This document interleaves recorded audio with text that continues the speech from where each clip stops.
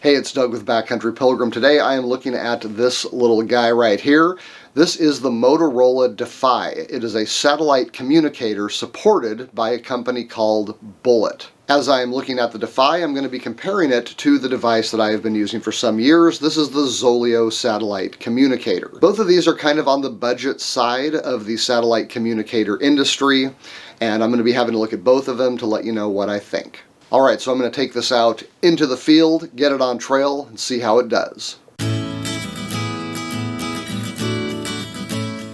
Bullitt and Overwatch Rescue, two companies I'll be talking about in a minute, sent me the Defy to check out.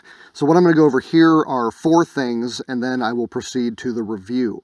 First, I'm going to talk about the device itself, then I'm going to talk about its satellite network, plan features, and the cost. I will be comparing that to the Zoleo because this is a pretty popular, more budget-minded satellite communicator, unlike the Garmin, which is probably the most popular, but also generally the most expensive, but also the most feature-rich.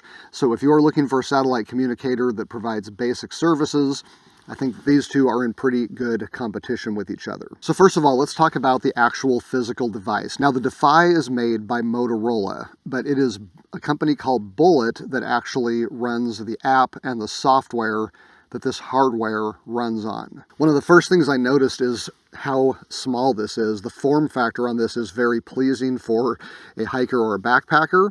It's quite a bit smaller than the Zoleo. You can see, all dimensions are quite a bit smaller, especially the thickness. Further, this device weighs less than half what the Zoleo does.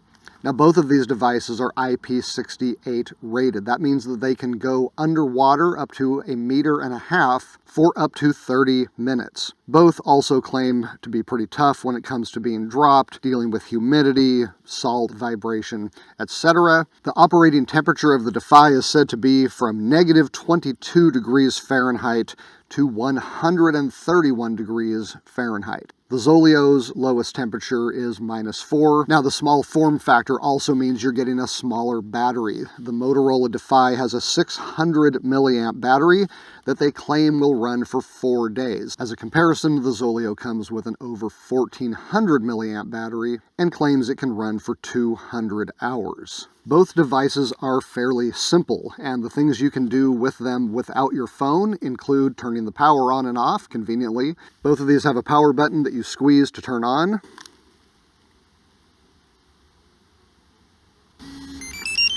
Takes about the same amount of time. Charging them, the Defy uses a USB-C, which is very nice, whereas the Zoleo is still using the old USB. Both devices will also do check-ins, which means you can just push a button and it will send a text message to your contact along with your coordinates. And finally, of course, you have the SOS button, which I will be testing on the Defy in this video. Now, one area that the devices differ significantly is their satellite networks. The Zoleo uses the Iridium satellite network. This is the same thing that you see with Apple and Garmin. It is often considered the best out there. However, how important that whole network is for someone living in a particular country, such as the United States of America, where I am, is something that you would want to consider before you put too much stock in different satellite networks. The Motorola Defy uses the Skylo mix of geosynchronous satellites from both Inmarsat and EchoStar. Skylo's network provides 13.7 million miles of coverage, whereas Iridium is 197 million. You're going to want to check the satellite coverage maps to see exactly where those 13 or so million miles of coverage are. The Iridium satellites are in motion, and there are a lot more of them, and they are a lot lower, about 500 miles above the Earth versus like 22,000 miles above the Earth with the network that the Motorola uses. These satellites are much higher above the Earth. Further, these satellites are not moving. So the plus to that is that you can actually tell where the satellite is, and in case you're not getting good signal, you at least have some idea of where to move in order to pick it back up. One thing I like about the Defy is that it actually shows you what is going on with its satellite right on board, whereas with the Zoleo, I need to open the app to see what's going on. All right, moving on to features. Again, both of these will do check-ins. It's just a simple button push that lets someone know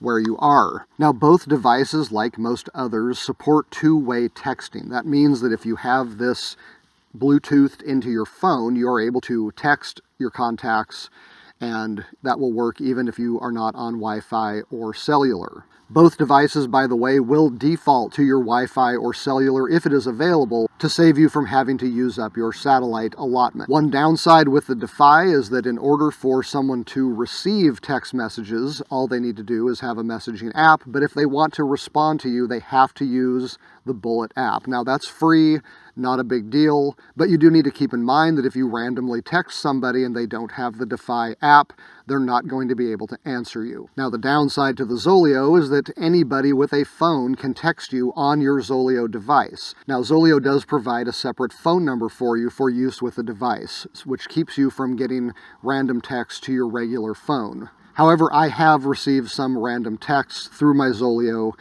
because they don't need any app to use it. Now, of course, both of these devices have an SOS feature. There's a button that you push. You have a little flip-up safety thing here on the Zoleo, and this activates their emergency service protocol. Zoleo uses something called Global Rescue, and Bullitt uses Focus Point International. However, they also offer an additional level of security should you want it, and that's known as Overwatch Rescue. I'll talk more about what Overwatch Rescue is when I get to pricing. The main thing to know right now is that both devices will function as an SOS device should you need it for that. Now, most of the things that I've gone over so far are going to be available with pretty much any of these satellite devices on the market, including some that I'm not going over here. The main thing that's going to separate them are the additional features that they offer on top of messaging and SOS, what the devices themselves are like, and how much they cost. So right now, the Bullitt Defy system is pretty bare bones. If all you need is SOS and messaging, this is going to do just fine. However, if you are into getting things like real-time weather reports, automatic location sharing with breadcrumb maps, device finders, and integration into other gear, you're going to want to step up to some other devices. This is going to be very basic. Zoleo gives you a step up into several of those features, and then if you really need the full package, you're going to want to go with the really high-end satellite communicators. You don't even necessarily need a phone to connect to take advantage of all their features, because everything you can do with them is built into the device itself. So let's go ahead and talk about fees. At the time of this video, the Bullitt Defy system runs $149 to get you started, but it comes with a year of free service. Now, there are numerous plans that you can get, each with different amounts of messages and features. Even at the most basic level, which is only $5 a month, that's going to save you $60, making this a $90 purchase. Compare that to the Zoleo, which retails for about $200. You're going to pay a $20 startup fee and $20 a month to keep it going. So you're looking at a solid $260 on top of the $200 you pay for the Zoleo just for your first year. For $20 a month, Zoleo gives you 25 one-way messages. That means if you send a message and someone replies, you've used 2 of your 25 messages, except for SOS transactions. The Bullitt Defy is $5 a month. You get the first year free, and it comes with 30 two-way messages. Now here you do want to be careful, because although this is advertised as 30 two-way messages, they are actually calculating by the amount of data that is sent. So in theory, if you sent really big messages, you could get less than 30. Now, both of these devices are going to give you unlimited usage with an SOS, but here's another area where the Bullitt Defy offers something more. For $35 a year, not a month, but for a year, you can tap into the Overwatch Rescue system. This is like emergency insurance on steroids. It comes with such a long list of features that I'm just going to put them on the screen instead of reading the whole thing to you. Suffice it to say, if you are into any kind of adventure sports, Overwatch Rescue could be a lifesaver. And considering that you will save that $35 a year in your first 2 months of using a Zoleo, there doesn't really seem to be any good reason to skip out on it. So Steven Anderson from Overwatch Rescue agreed to do a quick interview with me to go over some of the features of Overwatch Rescue, some of the things they offer. All right, Steven, thank you so much for doing this interview. The first thing I want to know is basically just what is Overwatch Rescue? Is this just insurance? So Overwatch and Rescue is not insurance. Overwatch and Rescue is an emergency SOS subscription service. So not only does Overwatch and Rescue coordinate search and rescue efforts around the globe, if there is a cost tied to that rescue, then Overwatch and Rescue would reduce and in many cases completely eliminate that cost from being passed on to the person or persons that required the rescue services. Some states, provinces, and countries do invoice for rescue services, and that can be dependent on a number of factors to include what resources they had available at the time, what the circumstances of the rescue were, and potentially what equipment they required for the rescue, whether that had been helicopters, ATVs, or marine units. I think one thing that a lot of viewers want to know is just how much does a typical rescue cost? I mean, if I'm out backpacking and break my ankle or end up lost and I hit that SOS button, what am I looking at as far as charges go?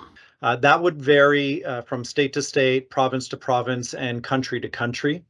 It would be based on what equipment was required for the rescue, whether that be ATVs, helicopters, and if it was a marine rescue, boats.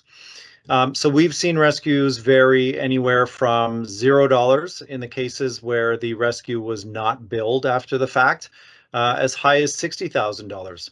In any case, from $1 and as high as 60,000 and beyond 60,000, Overwatch and Rescue would reduce and most cases completely eliminate that rescue cost from being passed on to the Overwatch and Rescue subscriber. Now, besides just kind of your standard SOS hiker emergency, what other kinds of things does Overwatch Rescue cover? The Overwatch and Rescue Crisis Response Center has facilitated all types of SOS alerts. Those could range anywhere from bodily injury, where someone has potentially had a fall and broken a limb, and then they're no longer mobile and able to get themselves back to their vehicle. It could be a medical emergency where someone is dehydrated, had a stroke or heart attack. And also, if someone is lost, they've gotten themselves off of the trail and they're not able to find their way back to the trailhead. In some cases, we're able to receive that alert and communicate back and forth with that person or persons and get them back onto the trail so they can find their way back to the trailhead. And in other cases, we have to send out search and rescue teams. Um, some examples, we've had someone with an allergy that got stung by wasps. So that was a medical emergency where we had to get an air ambulance out to them. We've had a hiker lost in the valleys of the mountains in Colorado, and they were running out of food and water, and it was turning to nightfall. So we had to get a team out to them. To someone who fell 100 feet and were on the side of a cliff and required a team to get them as well. So it really varies from rescue to rescue, and every situation is definitely unique. Okay, finally, I actually had a fairly difficult time trying to find the cost for Overwatch Rescue on the website. Can you detail what the plans cost? Overwatch and Rescue is not currently available through our website. If you go through any of our partners, when you purchase their satellite device that has the SOS feature, you would be able to add Overwatch and Rescue as a subscription service. 1 year of Overwatch and Rescue is under $50. So when you consider what a potential rescue could cost, it's an extremely great value. All right, Stephen, I really appreciate the opportunity to work with you on this, and I hope my viewers will enjoy this interview. Okay, I'm going to head out on the trail with these two devices. I'm going to do some check-ins with my wife and see how they do. To some extent, this test is almost kind of pointless. For one thing, it's kind of difficult to get exact data on how each satellite is doing. I can't just watch both screens the whole time I'm hiking and try to see how satellite connectivity works, and I can't print a report of it minute by minute. But even if I could, it's only going to tell me what things are like here. Here where I may never be again. Suppose this is the one place in California that the Defy does better than the Zoleo or vice versa. That kind of information is not really helping me evaluate the overall quality for me or for you. So I'm going to do it anyway, but just keep in mind that your mileage may vary. All right, well, the hike is over, and I did a check-in every 30 minutes for the entirety of the hike. I'm going to go home and I'm going to check out and see how those came through on my wife's phone, because she is my contact for both devices. I've already done an SOS test with the Motorola Defy, and that's what we're going to look at next. All right, it is 12 on the nose. I'm going to fire this up. And for the first time ever, I'm going to push the button on the SOS. Let's see what happens.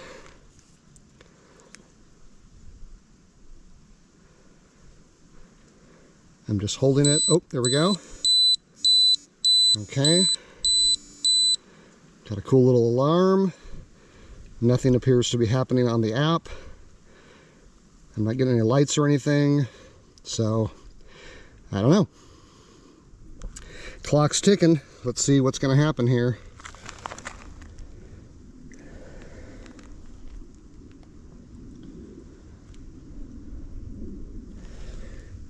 Interestingly, I pushed SOS on the app and it's telling me I don't have a compatible device, which is interesting since I just sent a check-in and it worked.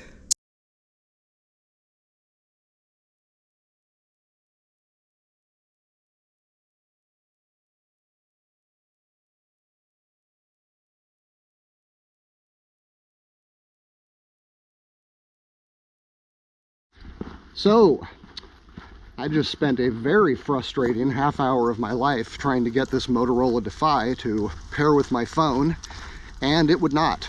Now, you're probably going to say, well, Doug, you should have tested this at home before you went outside, which is true, except that I did. I went through the entire setup procedure. There was no indication whatsoever that anything was wrong. If I was out here and actually hurt, I would be completely hosed.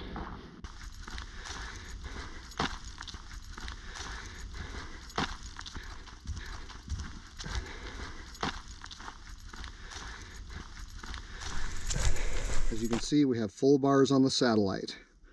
Everything should be cool. Interesting, I was at 4 bars when I first set these things down, and now I'm at 0 and I've lost my satellite completely. Oh, now it's not even connected. Okay, what is going on here? Okay, so the device vibrated and gave me a green satellite light. I've got 1 bar on the app. So it looks like I better do this test before it goes out again. So I'm going to hold SOS down.